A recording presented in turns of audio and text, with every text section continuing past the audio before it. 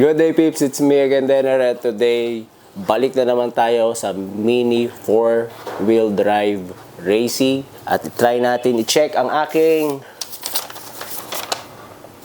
old racetrack. Check it out.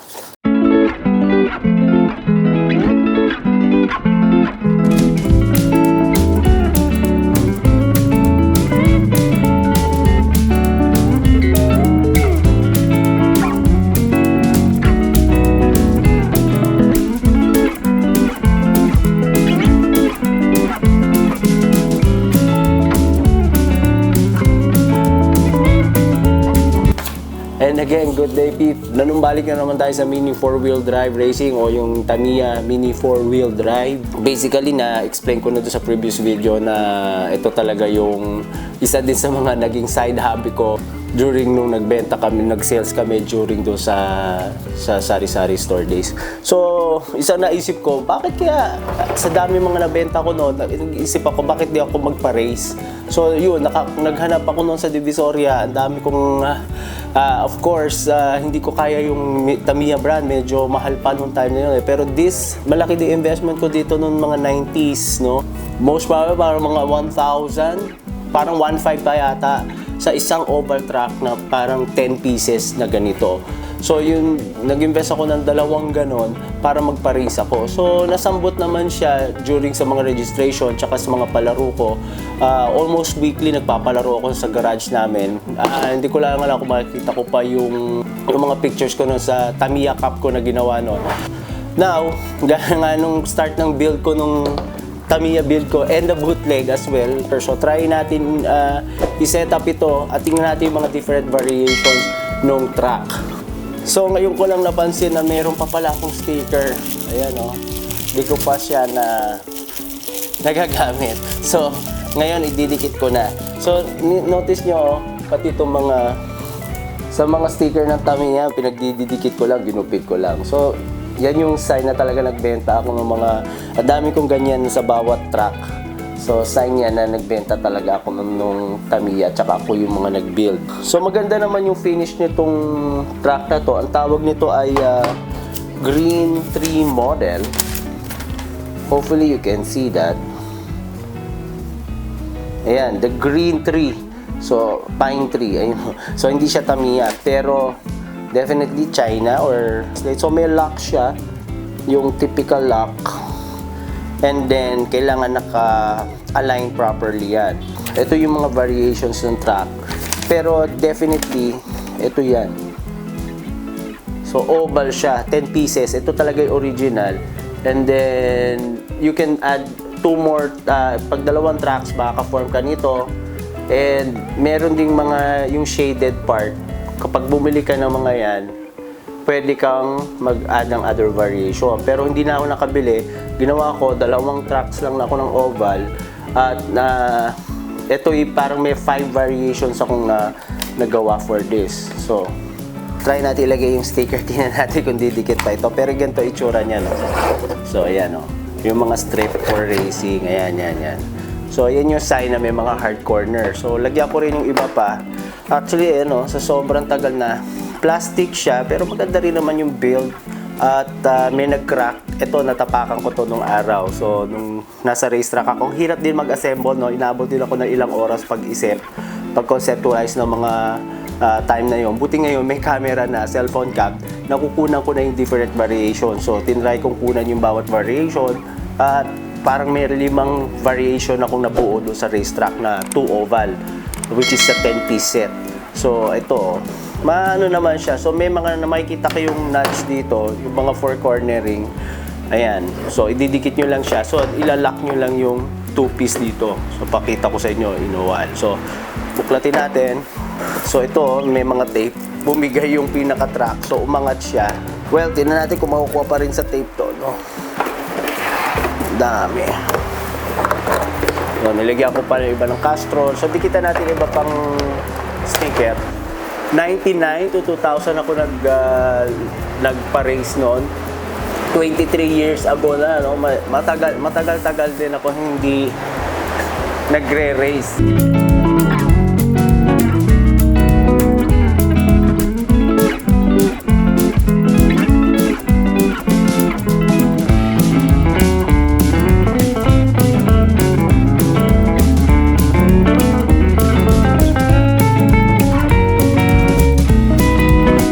sa inyo closely. Pang 4-wheel drive talaga siya.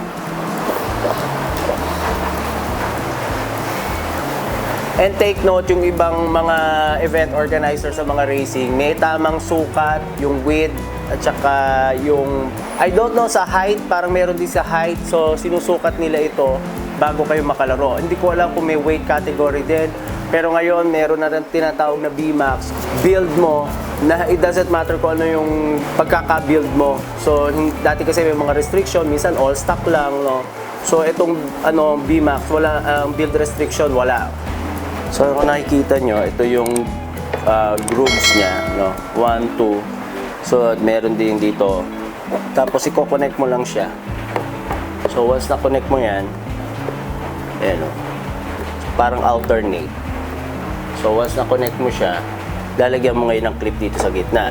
So, meron pa siya dating cover dito sa ibaba, 1, 2, 3. Pero ngayon, ginagawa nila, tape na lang. So, meron din clip dito para mag-hold. Ayan. Ang dami ko na rin nasirang ganyan at nawawalang ganyan. So, improvise na lang tayo. So, ito yung common parts. Ito yung clip. Ito yung mga malimit na wawala ko na right now at nababali. At ito yung pinaka-top cover niya, no? So, hindi ko sure kung kaya pang mag-3D print ito nowadays. Pero yung ginagawa na nga lang iba, tape na lang. So, ito ay kakabit lang natin itong dalawa. So, nakita niyo yung ngipin. So, parang 3 ngipin siya na mag-i-interconnect. 4. Ayan. Cover sa ibabaw. So, 1, 2. So, and last one. So, parang 3 gap. Yung sa side, ayan. Ito. Yung may ngipin. Ayan. Yung ganito ko. Ayun. Kasi medyo nakabukangkang siya. Ayan. So, ilalock in place nyo lang. Of course, sa kabila ganun din. So, ayan na siya. At dito pa. Ayan. So, usually napuputol na rin. Oh. Ayun, oh, naputol na. So, iba, tape na lang. So, nilalagyan din nila ng tape dito to secure it well. So, yan yung sample ng isang oval. Gaya ng sabi ko, itong track oval ko, merong isang mahaba at may isang parang crossover. So, ang gagawin nito ay yung car mo nandito, then lilipat siya dito sa kabila, lane. So, from inner to outer lane, outer to inner lane. So, ganyan. Malimit dito nagbabanggaan ng dalawang sasakyan. So, ang dalawang mini 4-wheel drive. So, i-demo ko, no? So, sa mga pares ko, lagi silang nagbabanggaan dito. Ayan, yan, no? So, dito nag-aabot. So, dapat talaga medyo malayo pa bago magkaroon ng cornering na ganito. Since dalawa naman yung track ko, parang babalik lang siya sa original track niya, whether nag-start siya sa outer or sa inner lane, no? So, tulad dito, ito yung starting point niya. May dalawa akong ganitong crossover. So, pag nag-crossover na siya, babalik ulit siya, then may isa pang ganito, nandito na siya, babalik naman siya dito ulit sa inner lane. So, depende sa setup natin ng ating variation.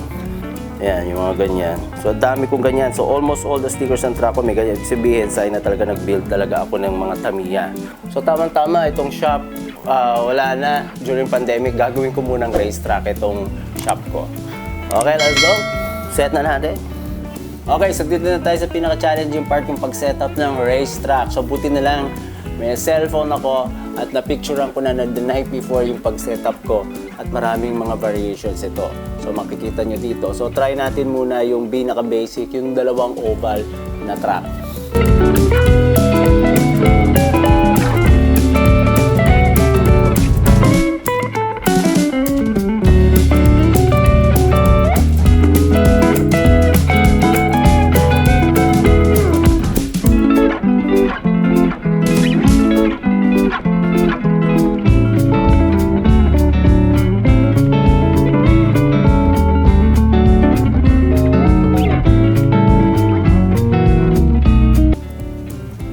So, yan yung pinaka-oval. So, starting point. So, yung car mo dito, ikot siya. Pero ito yung sinasabing crossover. Magko-crossover siya dito. Then, dyan.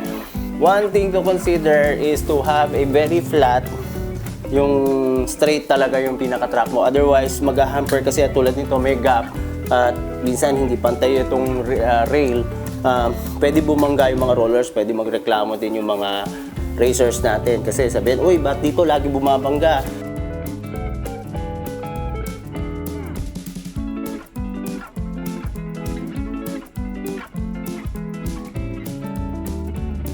So ito ay additional lang ng 2 straight track. Ito, tsaka isa. So mas humaba na siya.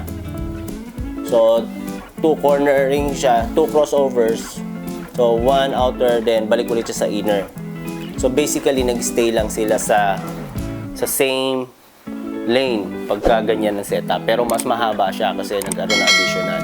Pero other than that, wala na tayong pwedeng ma-add kasi puro mga corners na lang kasi ito. So, tingnan natin yung combination. So, ito yung second way of doing it.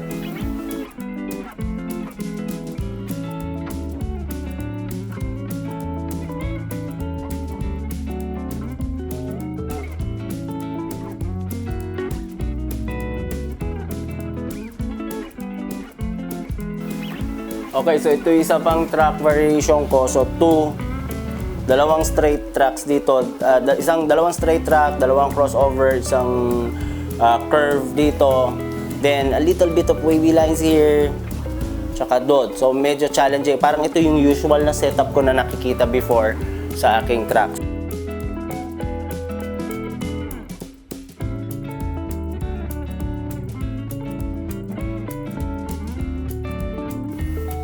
Okay, so ito natapos ko lang. Ang tawag ko dito ay dumbbell. Ano ba? Kasi, so basically may 2 rough corners dito. Very hard corner, switch lane, then another rough corner, straight lane. So na hard corner siya, no? Dito, sa part na to. So dalawang hard corners dito. Yan yung magiging challenge sa mga racers dito sa ganitong setup. Plus, may 2 crossovers dito na pwede magbanggaan. Dalawang crossover, pero pwede ko rin ipag-split yan. So, pwedeng sa start lane, dito, then 1 corner dito bago sa finish line. At isa dito. Ayan. So, marami tayong combination pwedeng ipagpalit dito.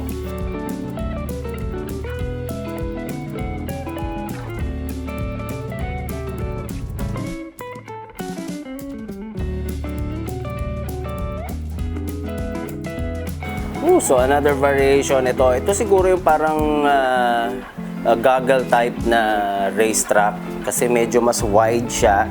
May dalawang straight dito sa magkabilang dulo or yung crossover. Tapos may dalawang straight dito. So mas wider turn niya. So marami rin tayong pwedeng mapaglaruan. Pwedeng dito yung start, doon ang crossover, or dito yung start, dito ang crossover. Hi! Okay, another combination ulit tayo.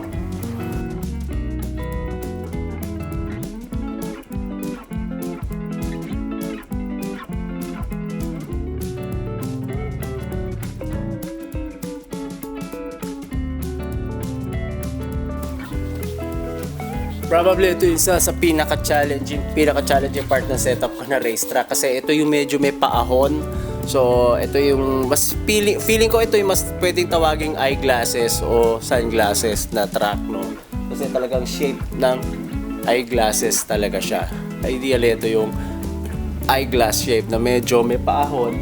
So, notice nyo, meron siyang, so basically, merong 1, 2, 3, 4 straight lanes doon.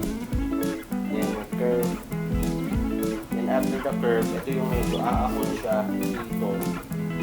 Then, curve, then, so talagang shape siya ng eyeglasses.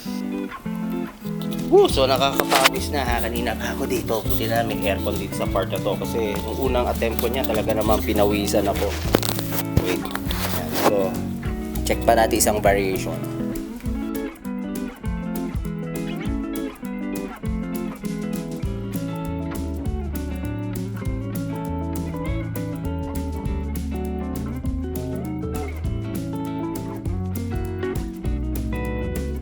Okay, so probably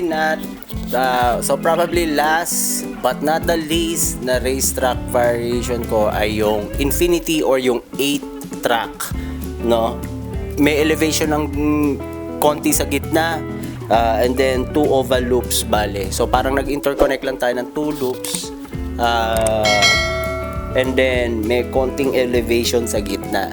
If I recall, parang kasama rin ito do sa mga race variant ko noong araw. So ayan na, nanumbalik na sa akin ito. So tingnan natin closely itong track of 8. So start, then crossover, then race dito, straight, then crossover, back sa ilalim, then go back. Woo! So I hope nagustuhan nyo yung mga iba-ibang track variations. Next episode siguro, try ko naman mag-run ng mga Tamiya cars and even the bootleg ones or any mini 4-wheel drive doon sa track ng mga variations na nakita nyo. Pero of course, that will be another episode kasi it will take time. Oh. So, gaya ng sabi ko, nanumbalik ulit ang hobby ko for Tamiya Racing. Sana nagustuhan niyo yung channel ko at patulong ako sa gusto ulit ibalik yung mga racetrack nila, yung mga iba-ibang variations na pwede nilang i-combine. Actually, marami pang mga variations na pwede kayong gawin doon sa track nyo. So, depende na yun sa mindset nyo kung paano nyo siya magagawa. And of course, it takes time and patience for that. So, hopefully nagustuhan nyo yung episode ko for the mini 4-wheel drive tracks. And don't forget to subscribe on my YouTube channel. And please hit the bell button para ma-notify kayo kung may mga iba pa akong updates. See you again. Bye-bye!